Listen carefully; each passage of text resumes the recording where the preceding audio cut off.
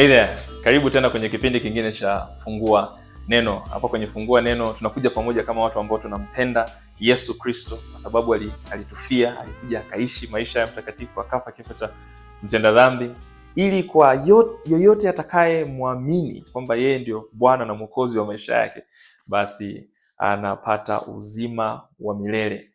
Hivyo basi tunakuja pamoja, tunafungua neno, tunalisoma neno la Bwana. Kwa nini? Kwa sababu tunaamini kwamba hili neno ni kweli. Hili neno ni kweli, hili neno lina nguvu ya kutubadilisha, lina nguvu ya kututakasa.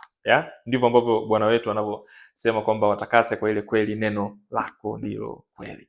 Hivyo basi mkamata Biblia yako, tufungue kwenye kitabu cha Philemon, waraka wa Paulo kwenda kwa Philemon. Alafu tuangalie mstari wa 4 kutoka kwenye sura ya kwanza. Kama utakumbuka, hichi kitabu kina sura moja tu. Kwa mara nyingi wakati tukisema Philemon, nasema Philemon 1, Philemon 2, Philemon 3, tukimaanisha kwamba ni sura ya kwanza alafu mstari huo wa kwanza, wa pili au wa tatu. Tumeshafanya episode kadhaa. Kama hujaziangalia hizo episode, nenda kaziangalie ili upate kuwa up to date. Leo tunaangalia mstari wa 4 ambapo Paulo tunamuona anaenda na ile pattern yake kama alivyofanya kwenye ule waraka wake kwenda kwa Wakolosai. Anaanza kwa kujitambulisha yeye, anakuja kwa kuwatambulisha au kwa kusema na wale wanaoandikia. Alafu anaenda kwenye maombi na shukurani. Na hapa nadhani kuna kitu cha kujifunza kutoka kwa Paulo.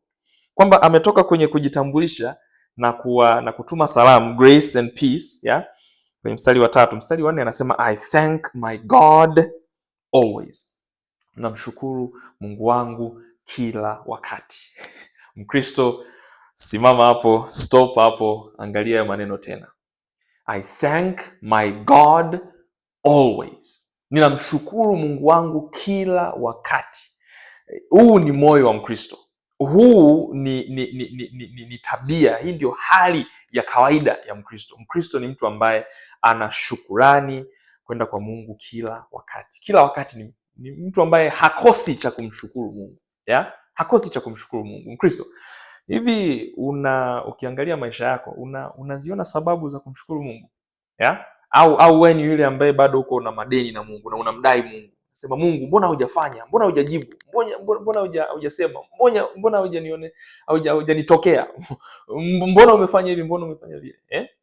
Maombi yetu sijui yanafananaje, lakini Paulo yeye kwenye maombi yake anasema kwanza I thank my God always. Paulo always has a reason to thank. Ana sababu ya kushukuru kila wakati.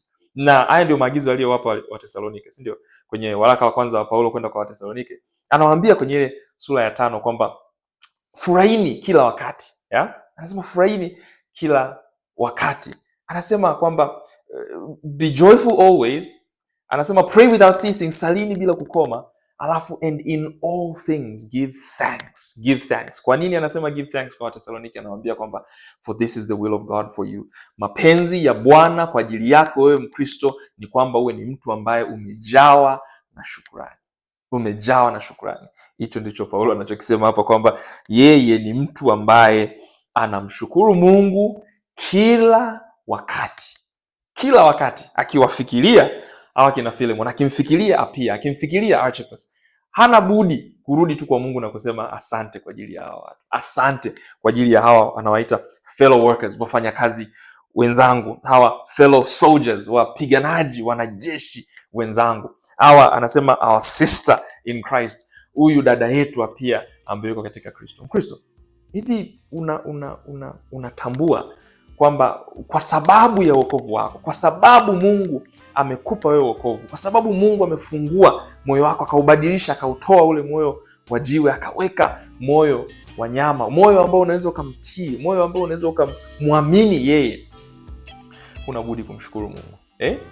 Najua kuna vitu vingi vya kusononeka, najua kuna vitu vingi ambavyo vinaweza kusababisha tunungunike, vitu vingi humu ulimwenguni ambavyo hata vinaweza vikasababisha tuwe na hasira. Lakini Mkristo, wewe mkumbuka, wewe una kila sababu ya kumshukuru Mungu. Amen. Tuwe ni watu ambao tunamshukuru